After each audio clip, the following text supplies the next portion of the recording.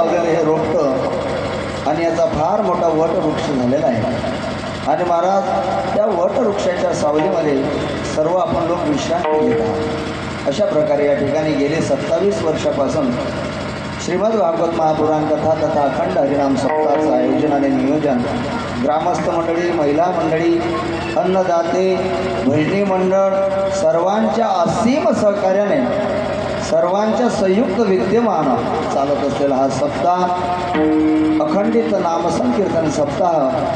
आणि महाराज या ठिकाणी आमचे हरिभक्त पारायण परम आदरणीय परममित्र जगनजी महाराज लवंगे यांच्या विनंतीला मान देऊन तुम्ही माझ्या पामराचा स्वीकार केला, त्याबद्दल महाराज सर्व माता भगिनींचा मी ऋणी राहील, आभारी राहील। विठ्ठल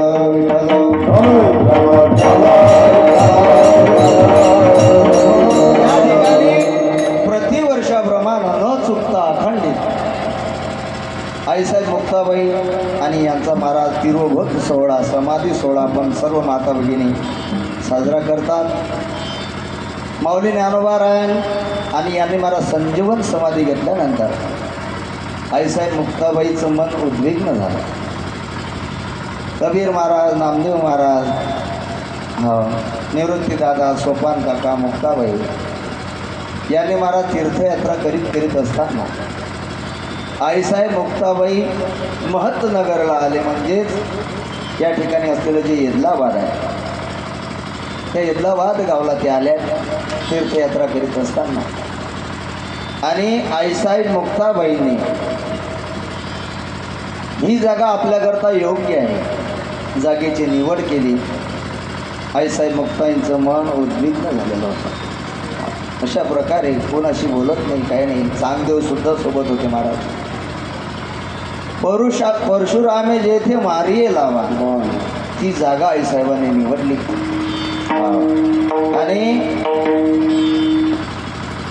आज असलेला महाराज वैशाख शुद्ध आणि दिवस शुभ माघ, शुभ वैशाख मास, वद्य अष्टमेसी, गुप्त होसी माते पुण्यभूमेसी, निरंजनी वीज कटाडली जेव्हा, मुक्ताबाई तेव्हा गुप्त झाली। विठ्ठल विठ्ठल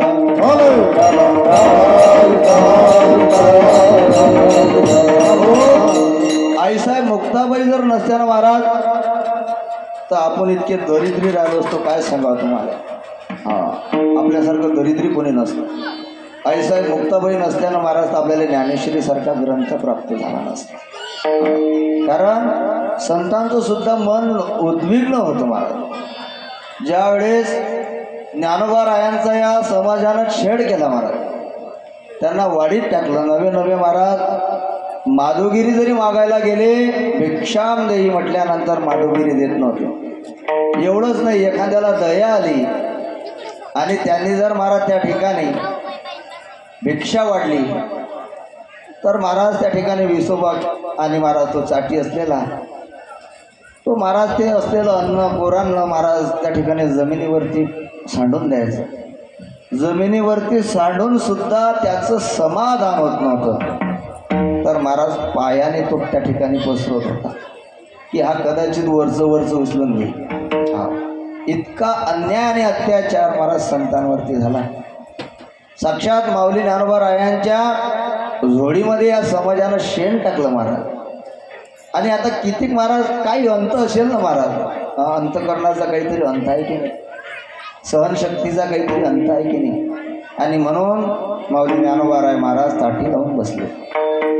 शोधाशोध सुरू आहे माऊली ज्ञानोबा रायांची। निवृत्ती दादाला नाही भेटली, दिसली नाही बरं। निवृत्ती दादाने महाराज त्या ठिकाणी शोधाशोध केली, नाही सापडले। सोपान काकांनी शोधलं, नाही सापडले, परंतु मुक्तीला सापडली। का? कारण आदिमाया आहे ती, अंतर्ज्ञानी आहे ती, ब्रह्मचित्काला आहे ती।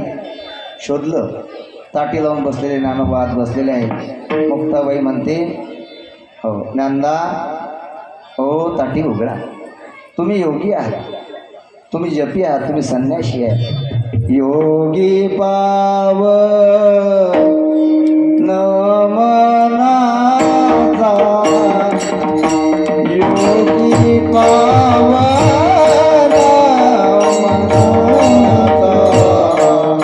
योगी पाव नमनाचा, योगी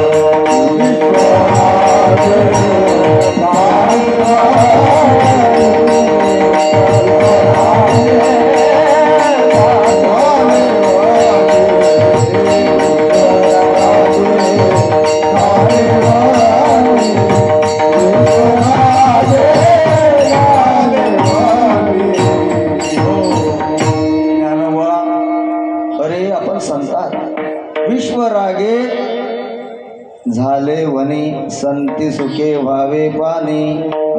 अशा प्रकारे आपण सामान्य नाही हो, आपण संन्यासी आहोत. आणि मी माझी ऐसी आठवण विसरले जयाचे अंतकरण. पार्था तो संन्याशी जाण निरंतर. आणि संन्याशाला महाराज काम क्रोध असायला नको पाहिजे. तुम्हाला सूक्ष्म प्रमाणात का होईना पण क्रोध आला. आईसाहेब मुक्ताबाईनं ज्ञानोबाला सूक्ष्म रूपामध्ये असलेला जो क्रोध आहे तो क्रोध घालवला. हे आईसाहेबांचे उपकार. आईसाहेबांनी आपल्याला शिकवलं की जे पारमार्थिक क्षेत्रातील लोक आहेत त्यांनी काही गोष्टीचा संयम केला पाहिजे. कामाला आवरलं पाहिजे, क्रोधाला आवरलं पाहिजे, लोभाला आवरलं पाहिजे. अशा प्रकारे विषयाचे दोष दर्शन मुख्यत्वे बाधक स्त्री आणि धन आवरावी रसना आणि शिष्ण ही आठवणस अहर्निशी. विठ्ठल विठ्ठल.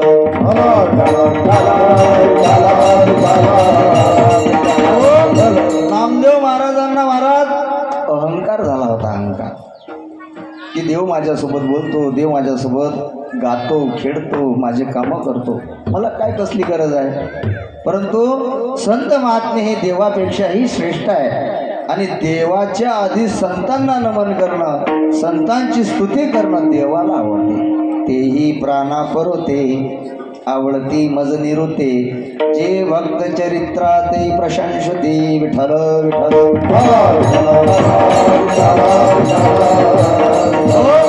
नामदेवाला अहंकार झाला होता, पाया पडला नाही नामदेव. सगळे पाया पडले. निवृत्ती दादा पाया पडले, ज्ञानोबा पाया पडले, सोपान काका पाया पडले. मुक्ताबाई म्हटली नाही पडणार. अरे उसाच्या शेतामध्ये एरंडाचं झाड आहे, त्याला थोडी गोळ येणार आहे. काय नियम आहे वारकऱ्यांची, काय परंपरा आहे महाराज. पंढरीच्या लोका नाही अभिमान, पाया पडे जन एकामेका. विठ्ठल विठ्ठल.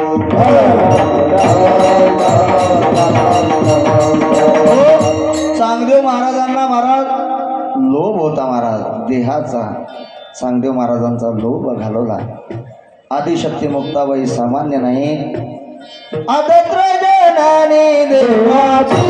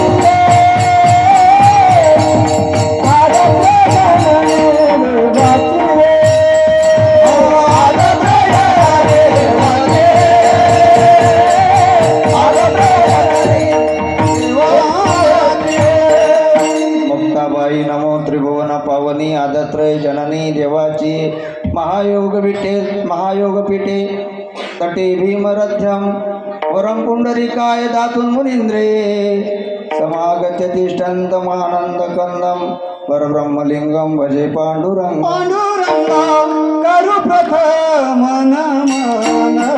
पांडुरंग करू प्रथम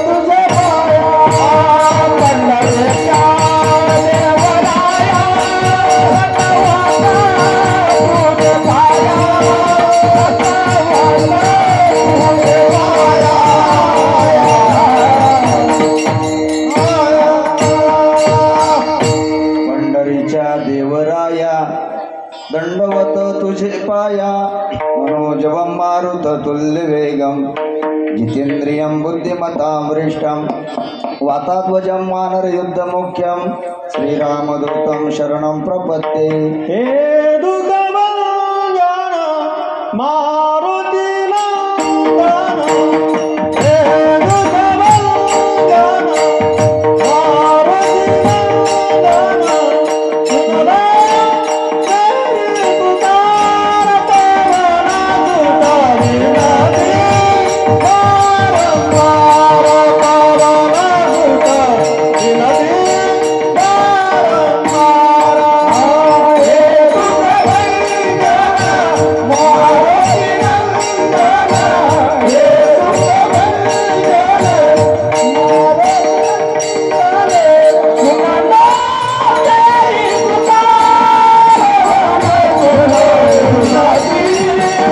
वारंवार पवना सुता विनती, वारंवार हे दुर्गमन मारुती नंदन,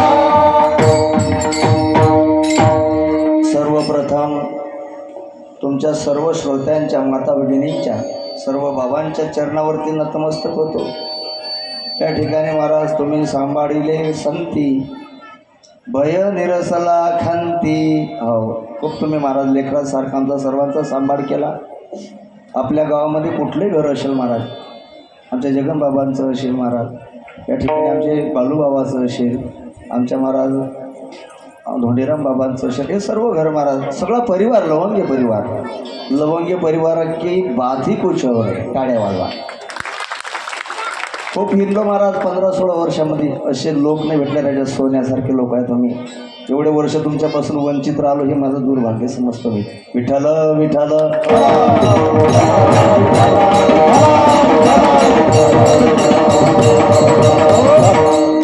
आणि या ठिकाणी महाराज आलेली जी गायक वादक मंडळी आहे त्यामध्ये ज्यांनी महाराज प्राणपणाला लावला असे आमचे हरिभक्त पारायण उत्कृष्ट मृदंगाचार्य ज्यांचं नाव महाराष्ट्रामध्ये गाजलं आहे, मयूर महाराज। पण काकळा असेल, हरिपाठ असेल, कीर्तन असेल महाराज, बोटं फुटले महाराजांची पण महाराज हात नाही सोडले। हां, त्याचप्रमाणे आमचे हरिभक्त पारायण विशाल महाराज बोलानकर, सुंदर महाराजांनी कीर्तन केलं। या ठिकाणी गायनाची सुद्धा साथ दिली, आवाज पडला म्हणून, कारण कीर्तनच तसं झालं, काळी 4मध्ये कीर्तन केलं महाराजांनी। त्याप्रमाणे आमचे हरिभक्त पारायण सोपान महाराज दुधलगाव यांनी सुद्धा महाराज या ठिकाणी सुंदर साथ दिली। तेवढंच नाही महाराज, तर आमचे ओंकार बाबा गेले ऑर्गनवाले, ते सुद्धा महाराज, ऑर्गनवाला कुठे येते का हो, काकड्याला कीर्तन आले तरी सुद्धा ते येत होते महाराज, कारण त्यांच्या मनाची उडाण। माणसाचं नाव कीर्ती मागं निघाली पाहिजे, समोर तर कोणी स्तुती करणार आहे महाराज। ते सुद्धा महाराज या ठिकाणी कथेला कीर्तनाला यायचे। तुम्ही आम्ही खेडीमेडी अशा प्रकारचा या ठिकाणचा आनंद आहे। त्यानंतर महाराज माझ्या पायाला तुम्हाला सर्वांना ज्ञात आहे की त्रास असल्यामुळे मी कीर्तनाला येऊ शकत नाही, नाहीतर त्याआधी मी समोर बसून कीर्तन ऐकायचं महाराज। म्हणून मागील मंडळींची माझा काही परिचय नाही, पण मी आता परिचय करून घेतो। आमचे हरिभक्त पारायण श्री गजानन महाराज गुरुस्थानी आहेत, अशा प्रकारे त्यांची भेटी घडली। आमचे एकदम महाराज जवळचे मित्र असणारे यशवंत महाराज पोपडी, हो व्यवहारे, यशवंत महाराज व्यवहारे पोपडीकर उत्कृष्ट कीर्तनकार, भागवतकार, शिवपुराण कथाकार आहेत। त्यांनी सुद्धा या ठिकाणी आपली सेवा समर्पित केली महाराज रात्री। त्यानंतर महाराज बाबांचं नाव काय, हरिभक्त पारायण श्री नारायण महाराज विनेकरी बाबा, हरिभक्त पारायण श्री शेदोळ महाराज, हरिभक्त पारायण श्री मंगू महाराज, बोला देवा, हरिभक्त पारायण श्री वीर महाराज, हरिभक्त पारायण श्री सार्थक महाराज। ही जोडी तुमच्या गावाचं खूप नाव कमवणार आहे बरं, शब्द आहेत आपले।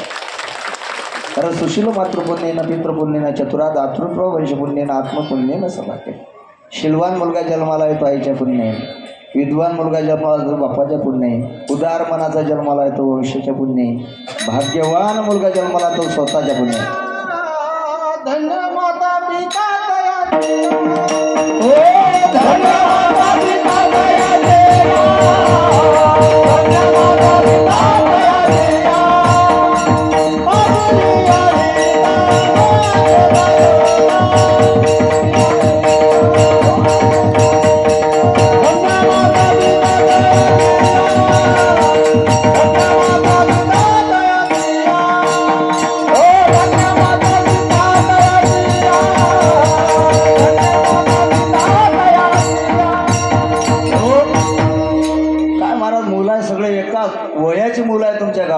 फक्त ती एकत्र आले पाहिजे. माळ आहे ना, ती माळ अशी गुरफटून पडलेली आहे, वेगळी होऊन पडली आहे.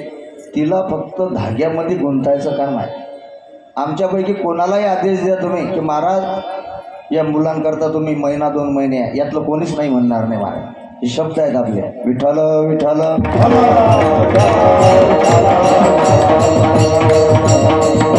प्रसंग काल्याचा आहे महाराज. आणि सेवेकरता निवडलेला अभंग आहे जगद्गुरु तुकाराम महाराजांचा. गोकुळीच्या सुखा अंतपार नाही लेखा, बाळकृष्ण नंदा घरी आनंदला नरनारी. कारण त्या काळामध्ये महाराज उग्रशनाचा जो मुलगा आहे कंस हा दुराचारी होता, दुष्ट होता आणि त्याच्या पापाचं ओझं या पृथ्वीला झालेलं होतं महाराज.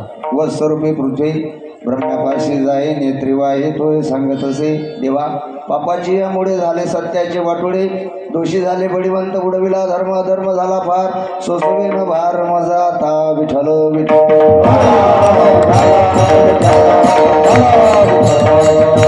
ब्रह्मदेवानं सांगितलं देवकीच्या पोटी येईल नारायण आणि ते आल्यानंतर गायी ब्राह्मण यांचं रक्षण करतील, तू घाबरू नको. आणि त्या ठिकाणी महाराज वसुदेवाने देवकीचा विवाह संपन्न झाला. चुलत बहिणीला हा कंस आणि रत्नजटीत अशा आपल्या रथावरती नेत असताना त्या ठिकाणी आकाशवाणी झाली. ए मूर्ख कंसा, अरे तुझ्या देवकीला नेऊन देत आहे, सोडवत आहे ना, तिच्या पोटी आठवा येणारा मुलगा तुझा काळ आहे. आणि त्या ठिकाणी महाराज तलवार उघडली त्यानं मारणार. तेवढ्यामध्ये सत्यवादी असणारे वसुदेवजी म्हणतात कंसा थांब, अरे मी तुला शब्द देतो झालेलं प्रत्येक मूल तुझ्या स्वाधीन करेल. आणि त्याप्रमाणे महाराज तेव्हा उग्रसेन महाराज समोर आले, त्यांना सुद्धा बंदिस्त केलं. देवकी वसुदेवाला सुद्धा बंदिस्त केलं. जेव्हा महाराज वसुदेवाला पहिलं अपत्य झालं कंसाच्या पायावरती ठेवलं. परंतु पुण्य सारा वया भेटी देव ऋषी वधी बालकाशी ठेवू नको, त्याचा वध केला महाराज. एक नाही, 1 2 3 4 5 6 बालकाचे वध त्या कंसानं केले. 7व्यांदा जेव्हा महाराज यशोदा मैयाला गर्भधारणा झाली, देवकीला गर्भधारणा झाली महाराज, देवकीचे तेज दिशे जैसा सूर्य कंसाचे हृदय जळत असे. आणि त्यानंतर महाराज त्या देवकीच्या रूपातच त्या ठिकाणी कृष्णाचं दर्शन कंसाला होत होतं. आणि त्या ठिकाणी महाराज श्रावण वद्य अष्टमी आहे, वार बुधवार आहे, रोहिणी नक्षत्र आहे, मध्यरात्र आहे. आणि माता देवकीच्या समोर अयोनी संभव नोहे काही श्रमी नामयाचा स्वामी प्रगटला. विठ्ठल विठ्ठल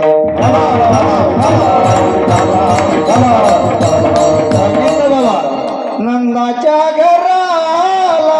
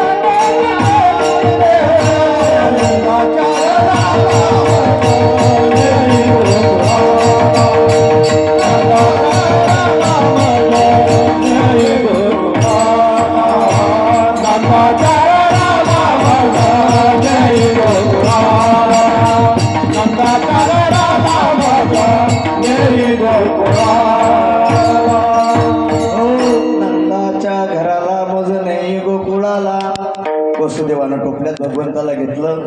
त्या ठिकाणी महाराज यमुना मैयानं वाट दिली आणि त्या ठिकाणी असलेली माया आहे वसुदेवानं डोक्यावरती घेतली, भगवान श्रीकृष्णाला तिथं ठेवलं आणि महाराज त्या ठिकाणी रडायला लागली माया. हो, कंसाला जाग आली, त्यानं मारण्याचा प्रयत्न केला आणि त्या ठिकाणी महाराज ती असलेली माया ब्रह्मचित्काला मुक्ताबाई म्हणते, अरे मला काय तू मारतोय, तुला वदनारा माझ्या आधी जन्माला आलेला आहे. आणि ती गुप्त झाली. विठ्ठल विठ्ठल पुण्यामध्ये जेव्हा महाराज दिवस निघाला उतार वयामध्ये नंदबाबाला मुलगा झालेला आहे आणि त्या आनंदाचं वर्णन तुकोबाराय अभंगाच्या पहिले. गोकुळीच्या सुखांत पार नाही लेखा, गोकुळीच्या सुखांत पार नाही लेखा, बाळकृष्णानंद घरी,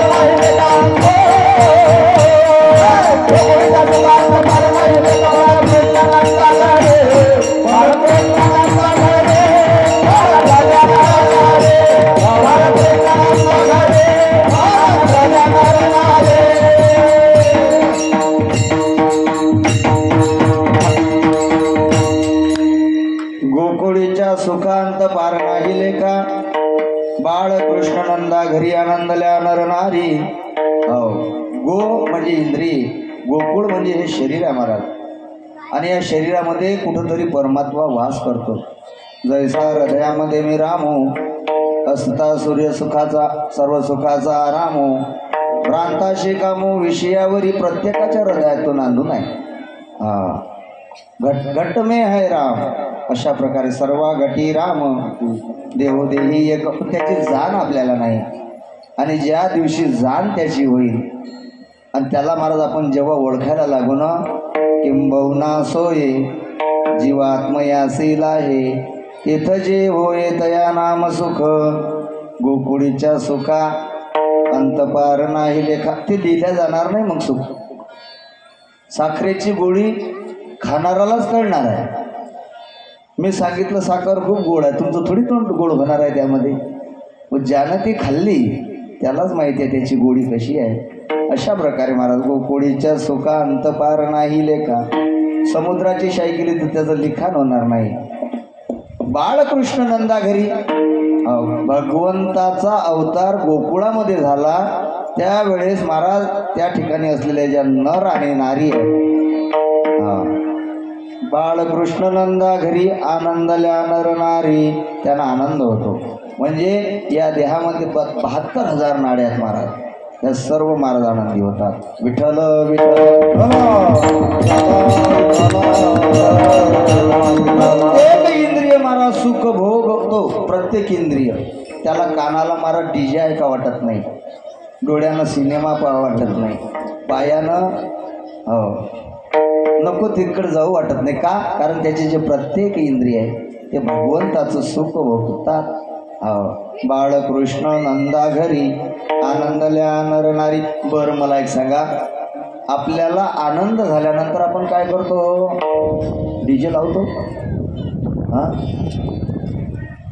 काय करतो? आनंद झाल्यानंतर बाकीचे लोक डीजे लावत असतील, कोणी बाटल्या फोडत असतील, पण आपला वारकरी काय करतो?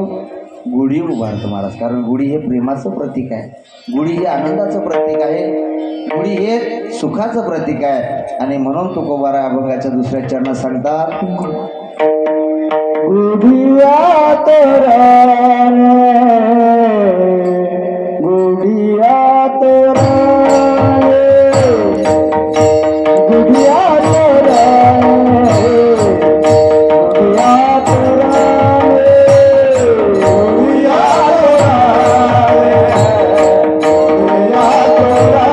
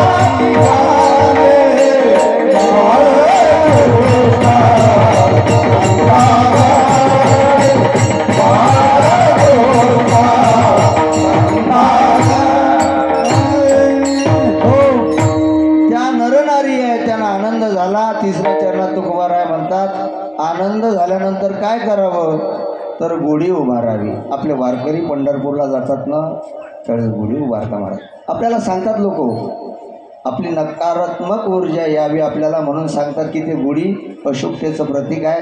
परंतु संतांनी सांगितलं महाराज गुढी ही शुभ आहे. टाळी हरी टाळी वाजवावी, गुढी उभारावी, वाटही चालावी पंढरी.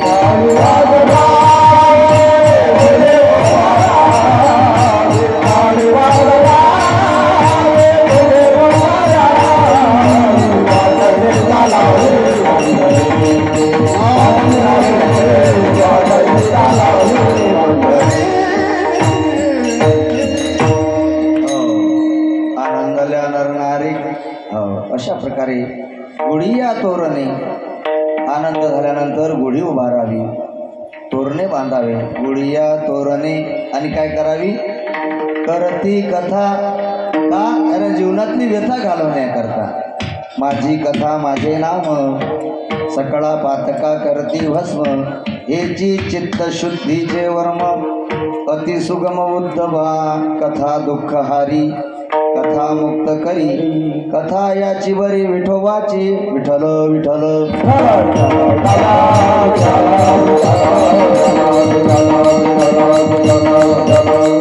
आणि मग गाणं कशाला म्हटलंय, करती कथा आणि गाती गाणे. गाणे आणि अभंग याचा संबंध जोडू नका. मग गाणं कशाला म्हणावं महाराज, गाणं कशाला म्हणतात, तुम्हाला म्हणता येते ना गाणं? नाही, मी म्हणू का गाणं? म्हणू, तू सावडी अंबाबाई ग, सावडी अंबाबाई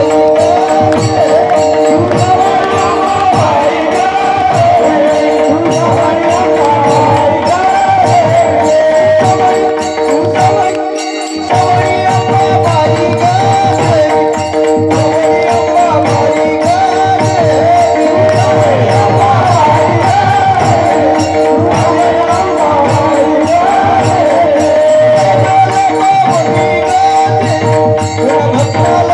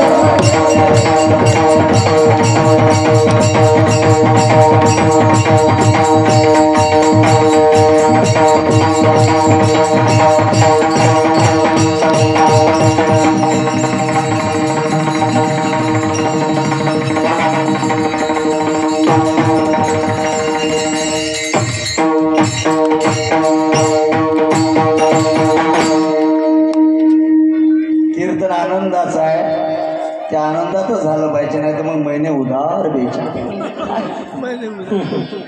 अभंग घ्यायचा गोकुळीच्या सुखा अंत पार नाही लेखा. बाळकृष्ण नंदा घरी आनंदल्या नरनारी, पण इकडे नरनारी सगळ्या डोळे सोडून राहिला. मुळ रे बापा लवकर, विठाल विठाल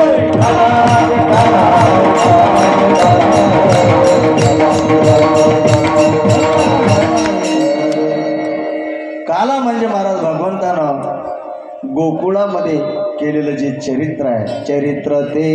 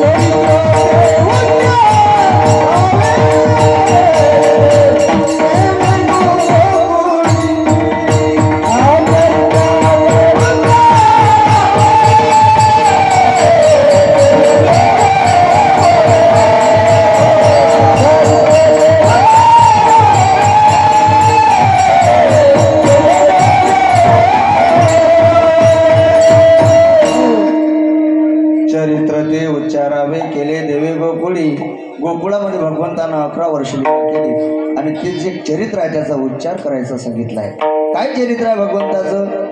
हो, कारण भगवंत जेव्हा महाराज चालायला फिरायला लागले, काय सांगावं तुम्हाला, भगवंताचा पिवळा पितांबर, बळीरामदादाचा लाल पितांबर आहे, हातामध्ये हात घेत आहे, त्यांच्या पायातील जे पंजन आहेत ना महाराज, त्या पैंजनानं सगळे लोक तृप्त झाले ऐकून, कान त्याचे तृप्त झाले. चुमुक चुमुक त्या पैजनांचा आवाज येतोय. अशा प्रकारे चालत असताना त्या गोपिका डोळे भरून पाहायच्या महाराज भगवंताला. भगवंताचा अवतार गोकुळात झाला ना, जे बहिरे लोक होते त्यांना ऐकायला यायला लागलो, जे लोक आंधळे होते त्यांना दृष्टी आली, ज्या झाडांची पालवी वाढलेले झाडं हिरवे झाले महाराज, हिरवे. चालत असताना फिरत असताना महाराज त्या ठिकाणी उपनंद नावाचे काका भेटले महाराज भगवान श्रीकृष्णाला. त्यांचा व्यवसाय होता महाराज बासरी विकायचा. काका मला बासरी द्याल? उपनंद काका म्हणले, कृष्णा तो अजून लहान आहे बाबा, ही बासरीला खूप मोठी आहे. अरे हे पावा आहे हा, तू लहान आहे, मी तुझ्याकरता छोटी बनवून देईल बरं. त्यांना काय माहिती की हा 3 पावलामध्ये विश्व वापतो महाराज, त्याला काय माहिती आहे ह्या याचं रूप किती आहे म्हणून, किती मोठा आहे हा विश्वात्मक आहे. नाही काका मला हीच पाहिजे. बरं ही पाहिजे ना, मग साधना करायची, गायत्री मातेची साधना करायची. आणि जेव्हा भगवंतानं महाराज ओठावरती मुरली धारण केली महाराज, काय त्या मुरलीचा अप्रतिम वेणुनाद आहे महाराज.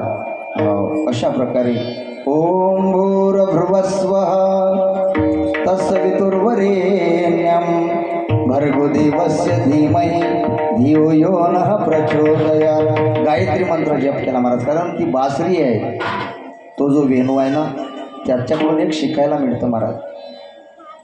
तो कोणी बोलवल्याशिवाय बोलत नाही, आणि जेव्हा बोलतो ना मितले आणि रसाळ शब्द जैसे कल्लोळ, शब्द जैसे कल्लोळ अमृताचे. कोण बोलवल्याशिवाय ती बोलत नाही, आणि बोलते तर इतके मधुर बोलते काय सांगावं. राधेनं विचारलं बासरीला, का गं बासरी तुझं काय भाग्य आहे ग, भगवंतानं तुला त्यांच्या ओठावरती धारण केली, मला पायाजवळ जागा दिली. त्यावेळेस महाराज त्या बासरीनं सांगितलं, राधे अगं मी उन्हाळे पावसाळे हिवाळे खाल्ले, त्या ठिकाणी कोणीतरी काटवून दिलं मला, त्या माध्यम आतमध्ये असलेल्या ज्या गाठा आहेत त्या गाठा काढल्या महाराज, आणि तिला महाराज 6 छिद्र पाडले, आणि ती 6 छिद्र पाडल्यामुळे मी गोड झाले. तुमच्या आपल्यामध्ये सुद्धा गाठा आहेत महाराज.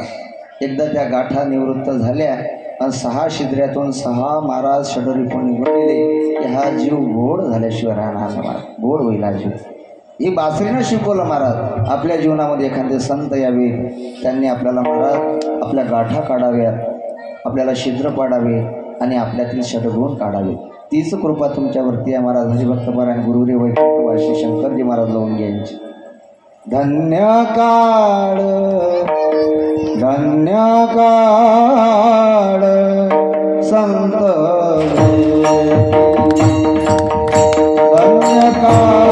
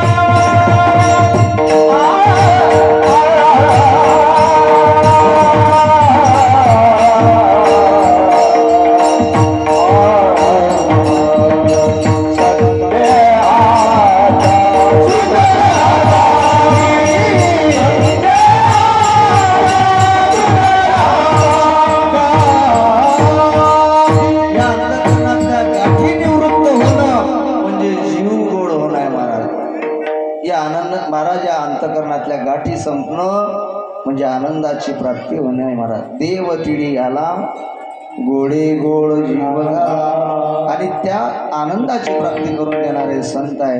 ती प्राप्ती तुम्हाला झालेली आहे महाराज. अशा प्रकारे आणि तीच प्राप्ती गोकुळाला झाली जेव्हा भगवंतानं आपला वेणुनाद करायला सुरुवात केली ना महाराज. तुकोबारा अभंगाच्या 4थ्या चरणात सांगतात, तुका मन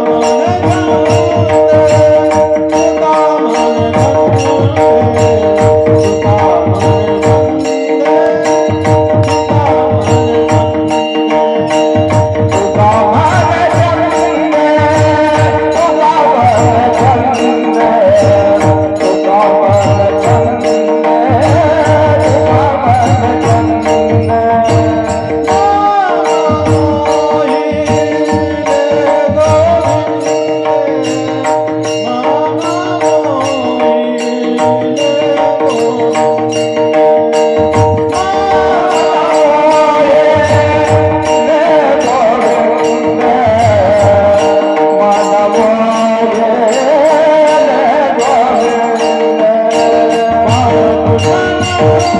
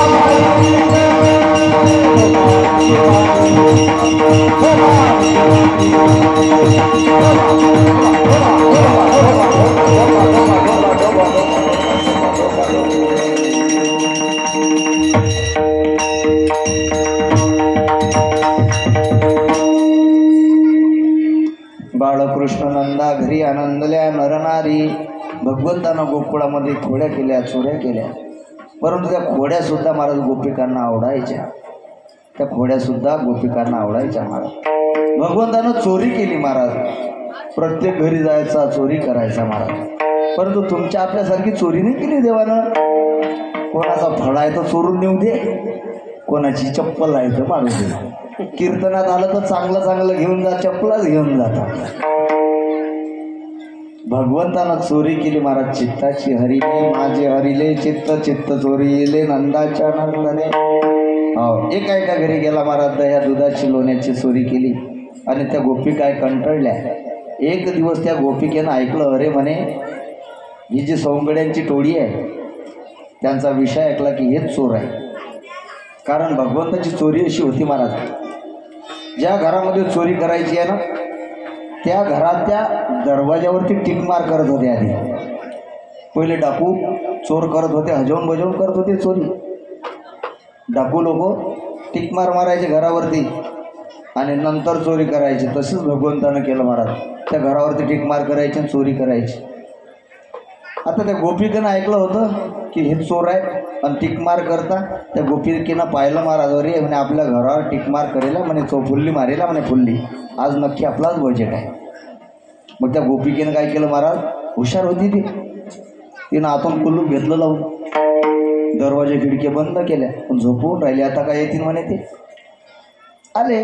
आता ज्याच्या घरावर ते टिकमार केली आहे ना त्याच्या घरी चोरी करण्या म्हणजे करण्या.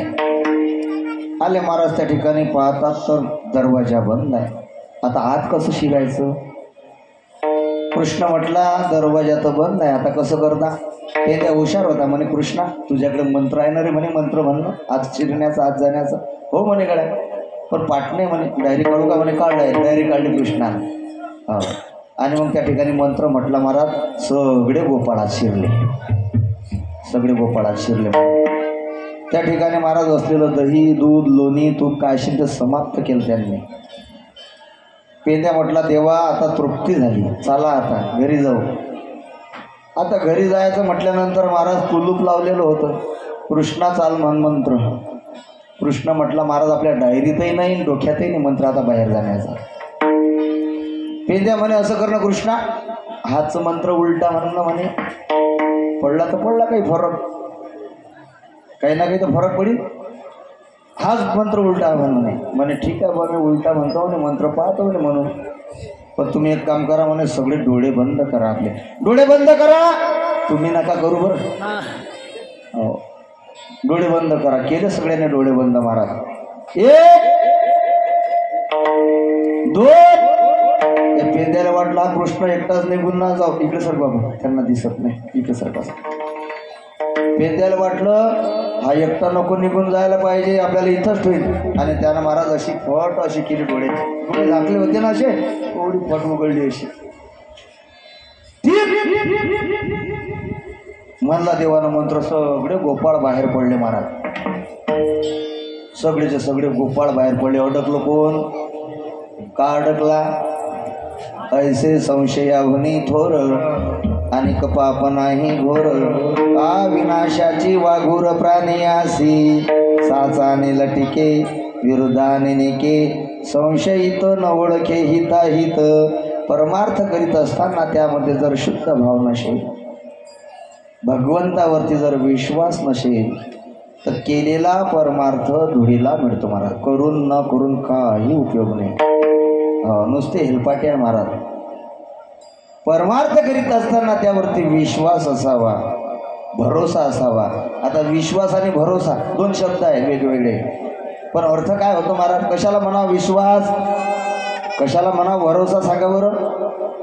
मयूर महाराजांवरती माझा भरोसा आहे, विशाल महाराजांवरती माझा विश्वास आहे, दोन शब्द आहेत, पण अर्थ वेगळा आहे महाराज. कसा बरं? कोणाला येते? हां मी सांगतो, काही टेन्शन नका घेऊ, कोड्यात नाही ठेवणार तुम्हाला. विश्वास त्याला म्हणावं, एक आई आपल्या मुलाला जन्म देते आणि त्या मुलाला सांगते बाबा अरे मी तुझी आई आहे, 9 महिने 9 दिवस मी माझ्या उदरामध्ये तुला वागवलंय, तुला जन्म दिलाय, बघ शिजरचा वन अजून आहे, विश्वास आहे की नाही? मी स्तन पाजलाय तुला, विश्वास आहे की नाही? आणि ती आई दाखवते बघ, तो तुझा बाप आहे. तो आईनं दाखवला तो तुझा बाप आहे. हा काय भरोसा आहे, भरोसा. मग संत महात्मे आपली आई आहेत महाराज, की त्यांनी आपल्याला सांभाळलं. तुम्ही सांभाळिले संती, सांभाळिले अनाथा, आणि त्यांनी आपल्याला दाखवून दिला देव, की तो देव आहे. पण नरीश परमात्मा हा भरोसा आहे. विठ्ठल विठ्ठल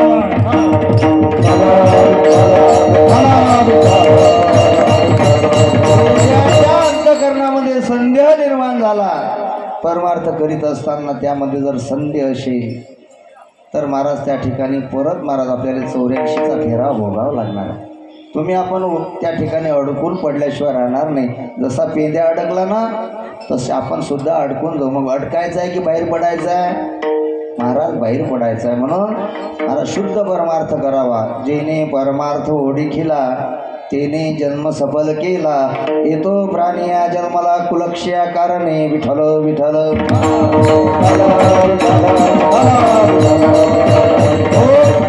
त्या गोपिकांच्या घरी चोऱ्या केल्या, कोळ्या केल्या महाराज. त्या गोपिका त्या ठिकाणी कृष्णाचे महाराज घराने घेऊन आल्या.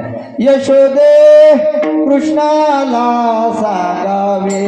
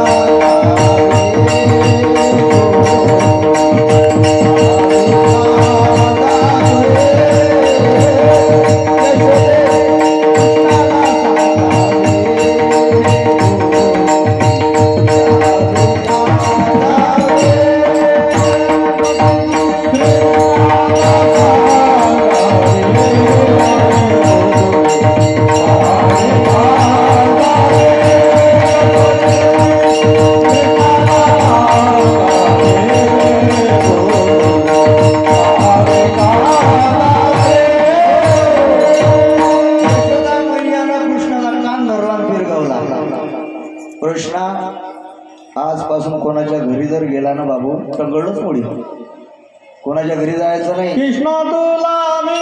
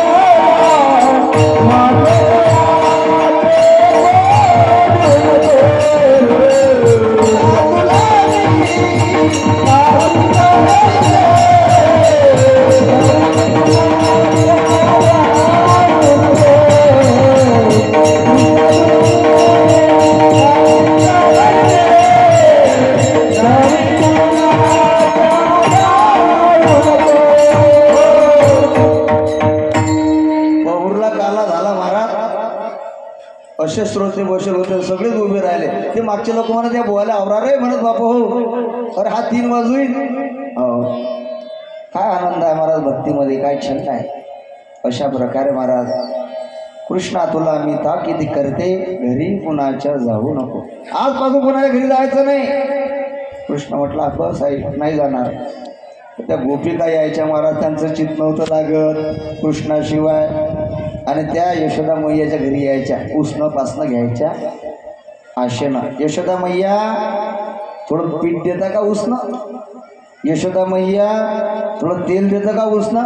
यशोदा मैया तुमच्या घरी ताक आहे का, दही आहे का, विस्तो आहे का? असं महाराज उष्ण पासनं मागायला म्हणून भगवंताला भेटायला यायच्या त्या.